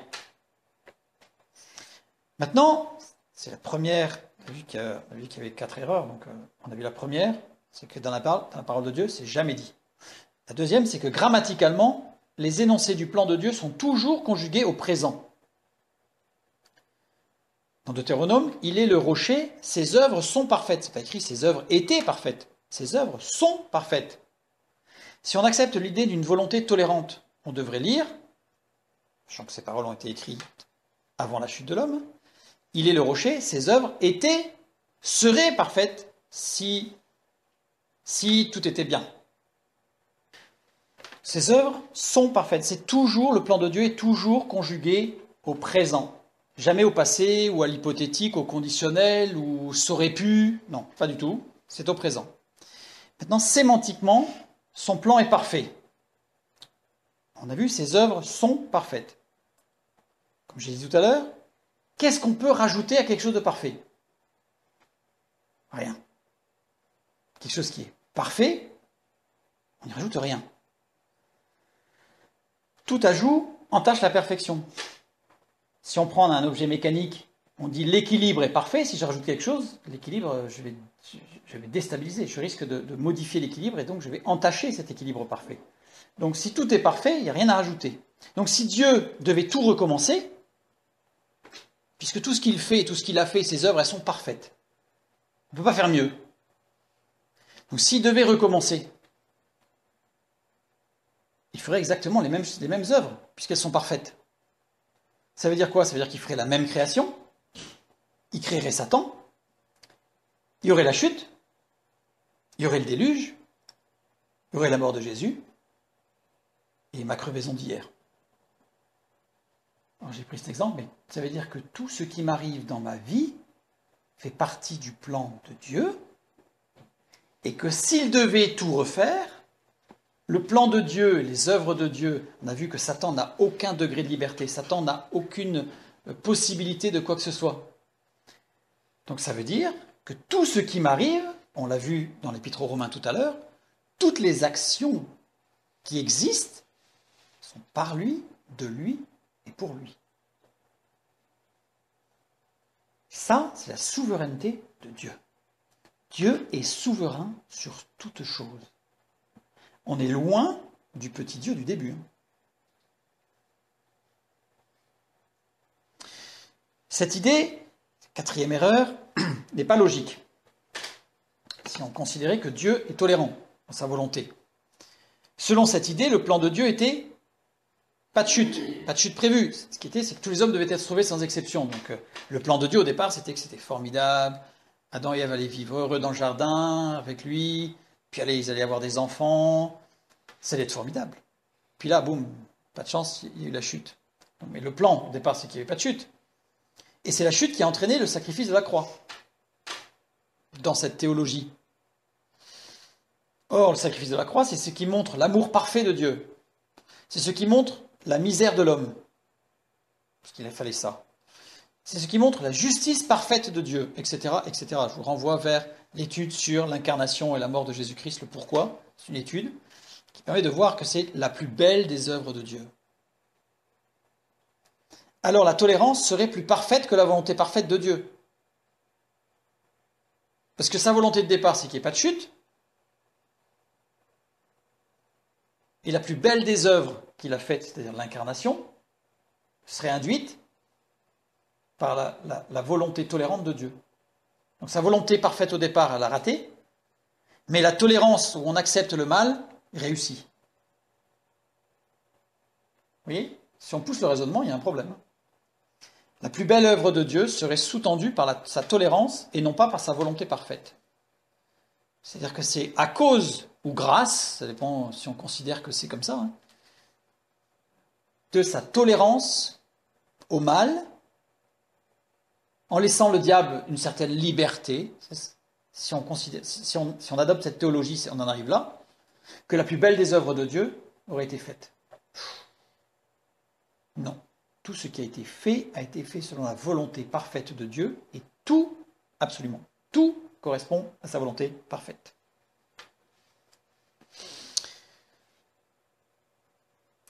Prenons maintenant la deuxième. On a vu la première question, c'est Dieu a-t-il un plan? Je vous rassure, les questions suivantes vont être plus rapides. Parce que là, il y a une nécessité de planter un peu le décor. La deuxième question, Dieu est-il souverain sur les hommes? Donc on a vu, Dieu a-t-il un plan? On en a profité pour faire une excursion pour voir si Dieu était souverain sur Satan, parce qu'à un moment donné, il fallait un petit peu définir les choses. Dieu est-il souverain sur les hommes? Oui ou non? Alors d'après la théologie de départ, on a vu, oui, sur ceux qui lui sont soumis et qui ont accepté Jésus-Christ et qui veulent dans la sanctification, l'édification, qui veulent faire son plan. Mais en plus, parfois, on peut pécher et donc là, du coup, on s'écarte un petit peu de la volonté de Dieu. Mais sur les hommes qui refusent Dieu, Dieu, est-ce qu'il est vraiment souverain? Lisons Proverbe, chapitre 16. Le cœur de l'homme médite sa voie, mais c'est l'Éternel qui dirige ses pas. C'est pas écrit le cœur du fidèle, c'est pas écrit le cœur de l'enfant de Dieu, c'est pas écrit le cœur de l'Israélite, c'est pas non, du prophète, non, c'est écrit le cœur de l'homme, tous les hommes. Le cœur de chaque homme médite sa voie, mais c'est l'Éternel qui le dirige ses pas. Méditer, rachab. Rachab qui veut dire changer. Donc ça veut dire, le cœur de l'homme change sa voie. Le cœur de l'homme invente sa voie. Le cœur de l'homme conçoit sa voie. Le cœur de l'homme complote, évalue, projette, calcule, imagine, planifie. Donc on a vraiment une description de ce que l'homme peut avoir comme intention dans sa vie. Le verbe est employé au radical piel. Radical piel, c'est un intensif. Ça veut dire que l'homme y met toute sa force, toute sa rage, toute son énergie, toute son intelligence. Donc le texte, il est très précis. C'est que le cœur de l'homme, il met toute l'énergie possible à changer, inventer, concevoir, comploter, évaluer, projeter, calculer, imaginer, planifier sa voie. Mais c'est l'Éternel qui dirige ses pas. Diriger, kouvn. Kouvn, ça veut dire fermement arrêté. Mais c'est l'Éternel qui a fermement arrêté ses pas. C'est l'Éternel qui a fermement affermi ses pas. C'est l'Éternel qui a fermement fixé ses pas. C'est l'Éternel qui a fermement préparé ses pas.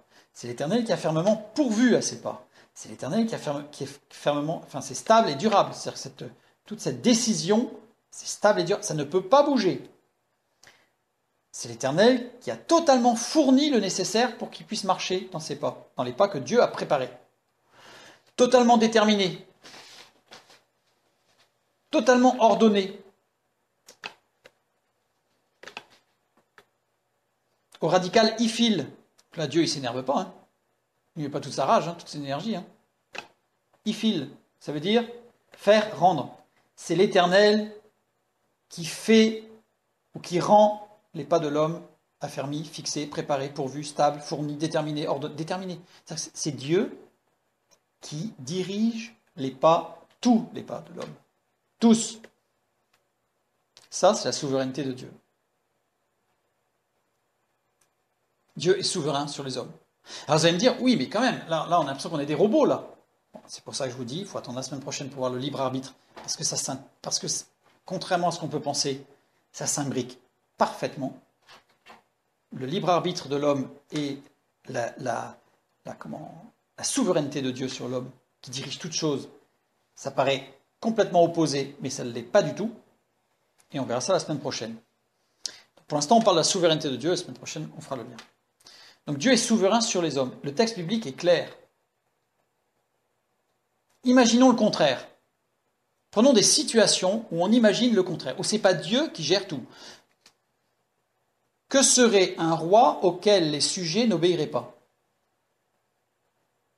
Est-ce que vous pouvez imaginer un royaume avec un roi, où on dit ce roi il a toute autorité, c'est lui qui décide de tout, un peu les affaires du royaume, et personne ne lui obéit? Dieu est le roi des rois. Et on s'accoutume sans aucune difficulté, dans la vie de beaucoup de chrétiens, d'un Dieu qui est le roi des rois, mais ses sujets font ce qu'ils veulent.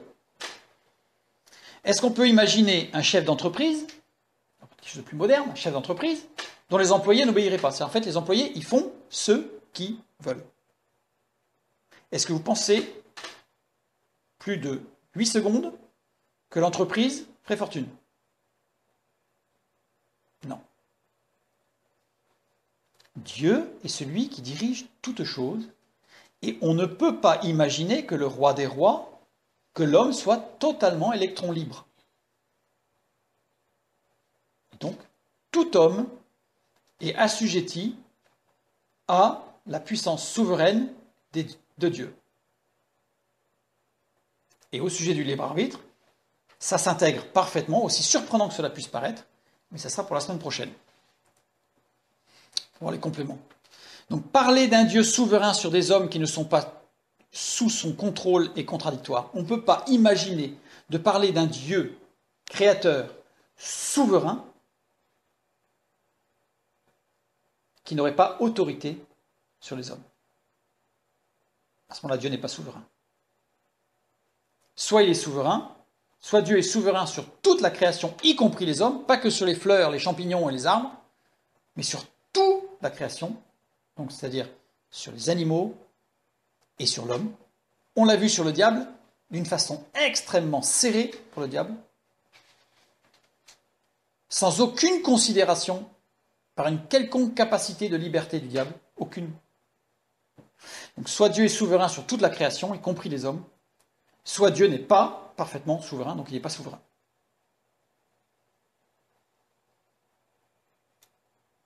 La parole de Dieu nous dit que Dieu est souverain. Alors, quelle va être notre position? Est-ce que la parole de Dieu est la vérité? Ou est-ce que notre raisonnement prévaut? Prends un exemple, Nebuchadnezzar. Nebuchadnezzar, un roi très puissant sur un empire immense pour l'époque. Aujourd'hui, par rapport à aujourd'hui, évidemment, c'est pas si immense que ça, mais pour l'époque, c'était immense, Nebuchadnezzar. C'était un roi impie. Son dieu était Baal, donc il n'était pas du tout serviteur de l'Éternel. Sa capitale, Babylone, est encore synonyme de débauche. En fait, c'était vraiment la catastrophe. Il a conquis Israël. Il a pillé Jérusalem. Et il a amené le peuple en captivité à Babylone. C'est une catastrophe, quoi. Il a tout détruit, ce que Dieu avait construit. Quelque part. Catastrophe pour les Israéliens. Et c'est cette catastrophe qui a donné le livre des Lamentations de Jérémie. Si vous lisez le livre des Lamentations de Jérémie, vous ne sentez pas la louange exaltée de quelqu'un qui est dans le bonheur total. D'ailleurs, c'est même passé dans le langage courant, hein, les Lamentations de Jérémie. Tu te lamentes comme Jérémie. Voilà, c'était une tristesse profonde. Dieu ne pouvait-il pas sauver son peuple? Quand même, c'était un peu fort quand même. Nebuchadnezzar avait-il déjoué le plan de Dieu? Nous lisons dans Jérémie chapitre 27. Maintenant je livre tous ces pays entre les mains de Nebuchadnezzar, roi de Babylone, mon serviteur. Ce roi puissant, ce roi qui avait un pouvoir, ce roi qui avait de l'argent, ce qui avait une armée énorme, lui dit, ce roi-là, c'est mon serviteur. Pourtant il ne servait pas l'Éternel, il servait Baal. Mais ce serviteur-là, c'est le mot Ebed. Ebed, ça veut dire celui qui fait ce qu'on lui demande, quand on lui demande, sans donner son avis. C'est le serviteur. C'est celui qui, là, il répond, point. Donc ce roi puissant, devant lequel tout le monde pliait parce que c'était la puissance, eh bien, pour Dieu, c'est son serviteur. Proverbe 21, nous lisons, « Le cœur du roi est un courant d'eau dans la main de l'Éternel. Il l'incline partout où il veut. » Le mot roi, Mélec, qui veut dire roi, mais qui veut dire littéralement celui qui domine. Le cœur de celui qui domine. Le cœur des chefs d'État d'aujourd'hui. Le cœur du chef de ton entreprise. C'est un courant d'eau qui est dans la main de l'Éternel. C'est Dieu qui conduit toutes choses. Absolument tout. Dans Luc chapitre 22, nous lisons, et là c'est au verset 22, parce qu'on va lire quelques versets, ça va être important. « Le Fils de l'homme s'en va selon ce qui est déterminé, mais malheur à l'homme par qui il est livré. » Là il parlait de Judas. Psaume 41, 10, nous lisons, « Celui-là même avec qui j'étais en paix, qui avait ma confiance et qui mangeait mon pain, lève le talon contre moi. »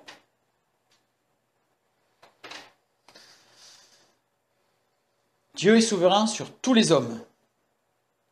Les hommes font avancer le plan de Dieu. C'est Dieu qui conduit toutes choses. On a vu Nebuchadnezzar, en réalité, si on fait une étude approfondie de tout ce qui s'est passé, et j'en parlerai certainement la semaine prochaine quand on va parler du libre arbitre, je parlerai d'Hitler, je parlerai de certaines choses qui se sont produites et que Dieu n'a pas du tout été tolérant, mais que ça rentre parfaitement dans le plan de Dieu, et on va voir comment et pourquoi.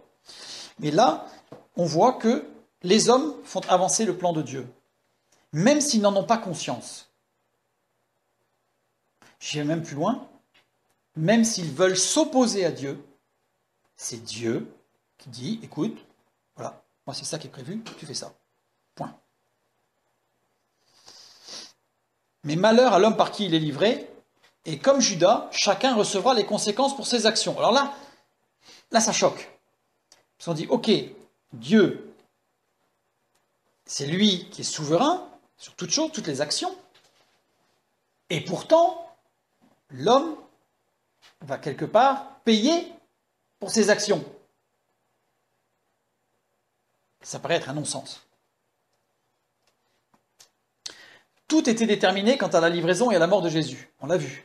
Il y a des prophéties, bon j'ai parlé du psaume, mais il y a d'autres prophéties qui parlent de ce qui devait se passer, etc. Donc tout était déjà déterminé, comme on l'a lu, le plan de Dieu. Tout était déterminé, je dirais à la seconde près, tout ce qui s'est passé, tout était déterminé. Judas ne pouvait donc pas faire autrement que de livrer Jésus, puisque tout était déterminé. La justice de Dieu s'applique à tous. Judas sera jugé pour ses actions. Là, ça va plus. Face à ça, c'est-à-dire à la prédestination, le chrétien devient très très mal à l'aise. Je ne vais pas répondre à toutes les questions ce soir, il va falloir faire ça la semaine prochaine. Mais c'est pour montrer, là on est sur la souveraineté de Dieu, on va voir la semaine prochaine que tout ça va s'éclaircir. J'espère. Alors ça va s'éclaircir. Certains disent que la vérité est entre les deux, c'est-à-dire qu'on ne sait pas trop, mais en fait, bon, il y a le libre arbitre qui intervient, alors est-ce qu'il voulait, est-ce que c'est Dieu qui a fait que, est-ce que... Et puis si jamais c'est Dieu, parce qu'il faut absolument qu'il y en ait, il y en ait un, quoi, le pauvre. J'ai déjà entendu que Judas, il était obligé de le faire de toute façon. Donc il ne sera peut-être pas vraiment jugé pour ça, parce que de toute façon, il ne pouvait pas faire autrement que de le faire. Donc il y est pour rien. Eh bien non, moi je dis non. Bibliquement, je dis non. Les deux vérités sont vraies. Il est vrai que tout est déterminé, et il est vrai que la justice et l'équité de Dieu agira pour que chacun paye pour ses actions. La Bible enseigne la souveraineté de Dieu, et la Bible enseigne la responsabilité de l'homme. Et la Bible ne se contredit pas. Jamais. Dieu n'oblige jamais un homme à pécher contre sa volonté. Dieu n'oblige jamais un homme à pécher contre sa volonté. Si un homme ne veut pas pécher, il ne péchera pas. C'est biblique. Judas a fait ce qu'il avait décidé de faire.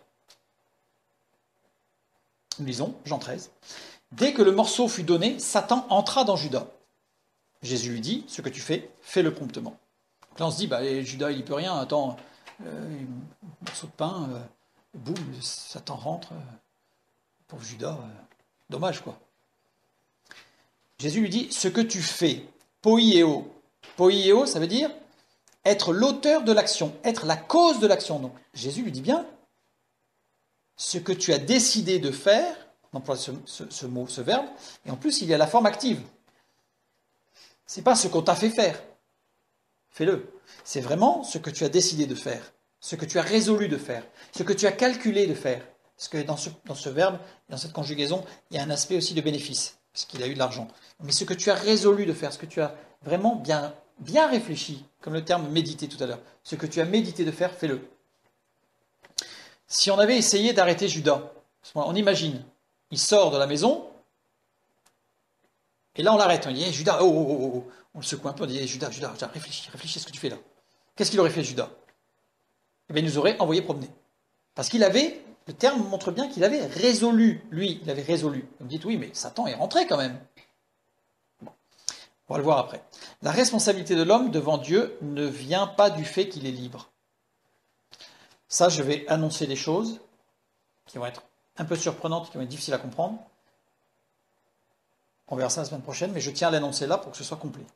Donc la responsabilité de l'homme devant Dieu ne vient pas du fait qu'il est libre. Ce n'est pas parce qu'il est libre qu'il est responsable. La responsabilité n'implique pas la liberté d'action. Être responsable, ça ne veut pas dire être libre. La responsabilité vient du fait qu'une personne d'autorité tienne une autre personne sous son autorité responsable de ses actions. Je donne un exemple. Vous êtes dans une entreprise. Vous avez un chef. Le chef vous dit, écoute, c'est dans ton cadre, là, c'est dans ton job, voilà. Tu vas, par exemple, je sais pas moi, allez, c'est un dessin industriel en mécanique, tu vas calculer, c'est ton métier, tu vas calculer pour que cette machine-là puisse fonctionner dans telle circonstance. Ok, c'est mon métier, je fais ça. Donc pendant un jour, une semaine, un mois, un an, peu importe, les calculs. Et on finit avec un projet. On monte un prototype, on essaye la machine elle casse. Qui est responsable de l'erreur de calcul? Celui qui a fait les calculs. Est-ce qu'il était libre de ne pas faire les calculs? Pas du tout. Il y a quelqu'un sous son chef lui a dit, tu es là, c'est ton travail, tu fais ça, et c'est lui le responsable. C'est lui qui assume pleinement ses erreurs de calcul. Est-ce qu'il était libre? Non. On voit bien que la notion de responsabilité, en réalité, n'est pas liée à la notion de liberté. Ça, on va bien préciser les choses la semaine prochaine, mais je tiens quand même à le souligner là, par cet exemple, c'est que la notion de responsabilité n'est pas liée à la notion de liberté. Cette association des deux nous vient une fois encore du siècle des Lumières, où depuis la Révolution, grosso modo depuis la Révolution française, on nous dit que la seule chose qui compte, la seule chose qui permet de rendre un homme responsable, c'est sa liberté, ce qui n'est pas vrai. Ça rentre en ligne de compte, mais ce n'est pas la seule chose. Ça perturbe, parce que ça remet en cause beaucoup de choses. Mais réfléchissez bien à l'exemple de l'employé avec son chef, qui doit faire un travail, qui fait mal son travail, il est responsable de son travail, et pourtant il n'y avait pas d'autre possibilité que de le faire. Bien sûr, c'est dans le cadre de ses compétences, bien sûr. Donc voilà, je ne suis pas responsable de mes péchés parce que je suis libre. Je pourrais être libre sans avoir à rendre compte de mes péchés d'ailleurs. C'est imaginable ça. Je suis responsable de mes péchés parce que le Créateur m'a dit qu'un jour je rendrai compte. Mais je rendrai compte, et là on voit ça dans la parabole des talents, en fonction de mes, entre guillemets, compétences. Dieu est juste. Il est justice, mais il est aussi équitable. Et donc chacun sera jugé avec la balance dont il se sera servi. Donc ça veut dire que la responsabilité de chacun sera liée à ses compétences à lui et à ses décisions dans le libre arbitre que l'on verra la semaine prochaine, qui rentrent dans le cadre de la souveraineté de Dieu que nous voyons ce soir. Voilà. Donc si je rends compte, c'est parce que Dieu m'a donné une responsabilité que j'assume. Comme un chef d'entreprise a donné une responsabilité à un employé qu'il doit assumer. Même si le péché d'un homme fait avancer son plan, même si le péché d'un homme fait avancer le plan de Dieu, c'est pas Dieu qui l'a poussé à pécher, mais la décision de l'homme de pécher fait avancer le plan de Dieu, ce qui est toujours le cas dans la souveraineté de Dieu. Ça, je dis cette page-là, elle est un petit peu plus compliquée. Hein. Comme Nebuchadnezzar ou Judas, par exemple. Leur péché, en réalité, a fait avancer le plan de Dieu. Dieu tient tout homme responsable de ses actions. Même si ça fait avancer le plan de Dieu, cet homme a péché. Prenons la troisième question, presque finie. Dieu est-il souverain sur le diable? Nous avons lu tout à l'heure, oui. Luc 22, les principaux sacrificateurs et les scribes cherchaient les moyens de faire mourir Jésus, car ils craignaient le peuple. Or, Satan entra dans Judas. Or, mais, qui veut dire dans le sens de justement à ce moment-là. C'est pour ça qu'il ne faut pas... J'ai remis le verset d'avant, parce que les principaux sacrificateurs et les scribes cherchaient le moyen de faire mourir Jésus, car ils craignaient le peuple. Justement, à ce moment-là, Satan intervient. Et il entre. Entre, c'est Ezerkomai. Et Ezerkomai, qui veut dire, alors, formé de deux mots, Eis, qui désigne un but, un objectif à atteindre, donc il y a un objectif. Zerkomai, arriver d'un lieu vers un autre. Donc il y a un but, un objectif, et on va d'un lieu vers un autre. Littéralement, ce verbe signifie entrer dans le sens de rendre visite, pas rentrer en forçant une porte et en pénétrant chez quelqu'un. C'est juste que si quelqu'un frappe chez moi, j'ouvre la porte et je dis rentre. Voilà, je l'invite à rentrer, prendre un café. Je vais faire rentrer. C'est ce verbe-là. Le voleur qui rentre, ce n'est pas ce verbe-là. Je vous renvoie vers l'étude sur les démoniaques, les deux démoniaques et les pourceaux qui se jettent dans la mer, où on explicite vraiment, clairement, ce que veut dire ce terme. Donc Satan est venu rendre visite à Judas. Dans Judas, c'est pas dans, c'est Eis. Donc c'est avec un but. Le but, c'est qu'il est venu rendre visite à Judas, c'est-à-dire qu'il avait un but. Il n'est pas. Parce que là, on a l'impression qu'il est rentré, le pauvre Judas, il n'a rien demandé, il ne s'en est pas rendu compte, et blam, il est rentré. Non. Satan est venu pour tenter Judas. Et Judas, ben, il a couru. Judas a fait selon ce que lui avait décidé. Ce que dit Jésus quand il lui dit, ce que tu fais, fais-le, promptement. Dieu a l'autorité sur le diable, comme nous l'avons vu pour Job. Et Satan revient une seconde fois. On a vu la première fois où Satan vient voir, on a vu comment ça se passe. Satan revient. On se dit, quand on a compris littéralement comment il s'est fait un petit peu laminer, Satan, on se dit, mais comment il revient, quoi? Eh bien, Job 2.1, or les fils de Dieu vinrent un jour se présenter devant l'Éternel, et Satan vint aussi au milieu d'eux se présenter devant l'Éternel. Pareil, on ne va pas étudier à fond, rapidement. Or les fils de Dieu vinrent un jour se présenter devant l'Éternel. C'est le verbe vayabohu. Et Satan vint aussi. C'est presque le même verbe. C'est vayabov. La seule différence, c'est qu'ici, ça se termine par Aleph Vav, et ici, c'est Vav Aleph. Presque rien, mais fondamentalement différent. Parce que ces deux dernières lettres, Vav Aleph, indiquent une nécessité impérieuse, indépendante du désir ou de la volonté. Satan est venu pas parce qu'il avait envie de venir. Parce que Dieu lui a dit, tu viens. Quand on lit le texte, on a l'impression que Satan, oh, il s'est caché parmi les autres, c'est infiltré là. Pas du tout. Il est venu contre sa volonté. Il lui a dit, tu viens. Dieu est totalement souverain sur le diable. Le diable ne peut pas agir sans la permission de Dieu. Le diable n'a aucun degré de liberté, même dans ses intentions. Même dans ses intentions. Il ne peut pas émettre des idées qui ne sont pas conformes. Le plan, Dieu est souverain, il le tient, mais alors, on ne peut pas imaginer quoi. Le diable n'a aucun libre arbitre. Aucun. Quand les pensées du diable servent le plan de Dieu, Dieu lui donne le cadre de son action, c'est-à-dire qu'il ne dit pas « ouais, ton idée, c'est conforme à mon plan, vas-y ». Il dit « ton idée, elle est conforme à mon plan, donc tu fais ci, tu fais ci, tu fais ça, tu le fais comme ci, tu fais comme ça ». Et si ce n'est pas le plan de Dieu, rien. Aucune tolérance. Le diable n'a aucun pouvoir, aucun. Devant Dieu, rien. Je reviens sur notre texte par rapport à Satan qui entre dans Judas. Ce texte-là montre que c'est la 4e fois que le diable tente de nuire à Jésus. La première fois, le diable tente de tuer Jésus bébé. Les parents fuient, et là c'est plein d'enfants qui malheureusement vont mourir. La 2e fois, le diable tente de faire pécher Jésus dans le désert. La 3e fois, le diable tente d'empêcher Jésus de mourir.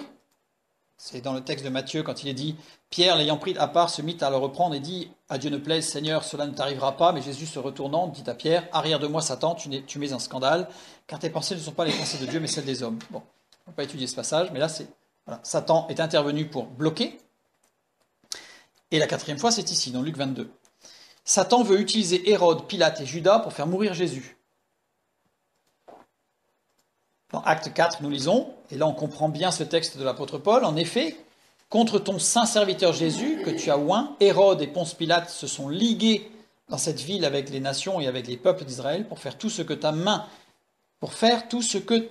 et ton conseil avaient arrêté d'avance. Ce qu'ont fait Hérode et Pilate correspondait exactement à ce que ta main et ton conseil avaient arrêté d'avance, ce que Dieu avait déterminé. Dieu est souverain. Dans son action auprès de Judas, Satan a aussi fait ce que Dieu avait prévu. Judas a choisi, mais c'était exactement ce que Dieu avait prévu. Donc dans son libre arbitre, en fait, son libre arbitre correspondait exactement à la détermination du plan de Dieu. On expliquera ça la semaine prochaine.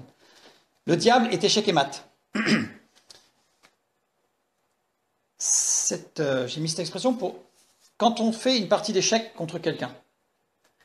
On déplace les pièces et on peut amener son adversaire à jouer comme nous on a envie. Je ne sais pas si vous savez jouer aux échecs, mais en fonction de comment on place les pièces, l'autre est obligé de réagir d'une certaine manière. Et en fait, on l'oblige, quelque part, il est libre de jouer, mais ou alors il faut qu'il arrête la partie, quoi. Mais sinon, il joue. Et il fait ce qu'on l'oblige à faire. Eh bien, avec Dieu, c'est la même chose. Le diable ne peut rien faire d'autre que ce que Dieu lui impose. Au moment où le diable semble triompher, au moment où le diable, ça y est, Judas a livré Jésus, Jésus va mourir. Au moment où le diable semble triompher, c'est le moment où il a coopéré avec Dieu pour sa propre défaite. Si on accepte la totale souveraineté de Dieu dans nos vies, c'est ce qui se produit. Au moment où le diable pense nous avoir détruits, c'est alors le moment où il entérine définitivement sa défaite. Dieu est souverain, son plus grand ennemi est en réalité son serviteur. Ça, c'est la définition d'une souveraineté parfaite. C'est-à-dire que même son plus grand ennemi est en réalité son serviteur le plus soumis. Ça, c'est la souveraineté de Dieu. Prenons la dernière question. Dieu est-il souverain sur l'avenir? On reprend notre passage de Luc 22. Cependant, voici, la main de celui qui me livre est avec moi à cette table. C'est Jésus qui parle de Judas. Judas n'a pas encore livré Jésus. Jésus dit, celui qui est avec moi me livre. Les disciples ont entendu Jésus prédire sa mort. Et ils ont vu le plan de Dieu se réaliser. Jésus a prédit la trahison de Judas, pour que ses disciples ne soient pas surpris quand cela arriverait. Les disciples n'ont pas été surpris. Vous ne voyez aucun passage où les disciples disent « Oh ça alors, zut !» Jésus avait prédit que l'un d'entre eux le livrerait. Donc quand ça s'est produit, il n'était pas surpris.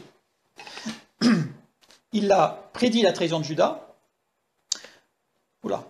Pardon, il manque un mot. Pour que ses disciples n'aient pas le sentiment que Jésus a été surpris par les événements. Jésus n'a pas été surpris par les événements du tout. Tout était prévu. La chute dans le jardin d'Éden était prévue dans le livre arbitre. Aujourd'hui, nous sommes dans la même situation que les disciples. Nous pouvons lire les paroles de Jésus qui nous prévient. Jésus nous prévient dans la parole de Dieu. Il nous prévient sur l'avenir. Certes, le livre de l'Apocalypse est difficile à comprendre. Les visions de Daniel sont difficiles à comprendre. Les visions d'Ézéchiel sont difficiles à comprendre. Les visions des prophètes sont difficiles à comprendre. Mais le message essentiel est simple à comprendre. Dieu est souverain. Dieu est totalement souverain. Nous n'avons pas un petit Dieu. Nous avons un Dieu souverain qui gère tout, absolument tout. Nous vivons dans le plan de Dieu, son plan de toute éternité. Dieu l'exécute de génération en génération. Il n'y a pas une seule génération, il n'y a pas une seule seconde dans l'histoire de l'humanité qui n'a pas été gérée, prévue par Dieu. Dans le moindre détail, jusqu'à son parfait et total accomplissement pour sa gloire. Que Dieu nous bénisse, que Dieu nous aide à accepter, concevoir, recevoir cette souveraineté de Dieu dans nos vies et dans le monde entier. Je vous dis à la semaine prochaine pour notre étude sur le libre arbitre qui sera complémentaire à celle-ci pour comprendre dans quel cadre on peut nous intervenir dans cette souveraineté de Dieu. On a l'impression que tout est déjà préétabli. On serait presque amené à être fataliste en disant mais de toute façon tout est comme ça. Pas du tout. Nous verrons la semaine prochaine que est-ce que l'on peut changer le plan de Dieu? Dans quel cadre est-ce que nous sommes libres de notre libre arbitre, de nos choix? Et comment intervient ce mariage parfait entre la souveraineté de Dieu et notre libre arbitre? Et peut-être, si on a le temps la semaine prochaine, ou une troisième étude sur comment s'intègre la vie de prière et de supplication, de combat spirituel, dans le cadre de la souveraineté de Dieu, du libre arbitre. Pour terminer, je vais donner deux petites anecdotes. D'autres histoires, récits, témoignages. La première, c'est l'histoire d'un prince, un serviteur qui aime Dieu. C'est un témoignage, le prince n'est pas croyant. Et ce chrétien dit toujours à son prince, de toute façon, Dieu est souverain, c'est lui qui gère tout,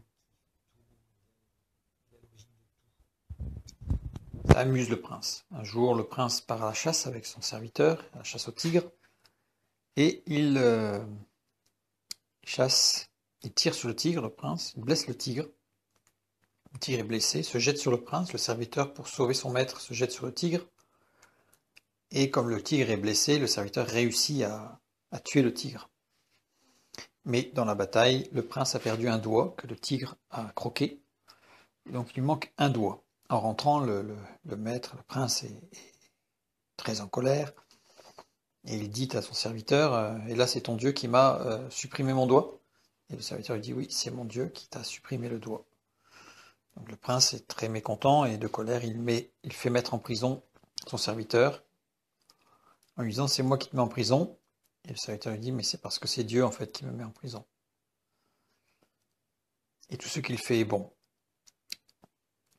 Donc ensuite, quelques jours après, ce prince part en guerre, il perd la bataille, il est fait prisonnier, et les vainqueurs ont l'habitude d'offrir en sacrifice à leur Dieu les prisonniers. Donc ils préparent le prince, ils le mettent sur l'autel pour le sacrifier, et le prêtre qui doit faire le sacrifice humain se rend compte que le prince, il lui manque un doigt. Il dit, oh là là, cet homme n'est pas complet, il n'est pas parfait, on ne peut pas l'offrir en sacrifice au Dieu, donc ce n'est pas possible. Et il le libère.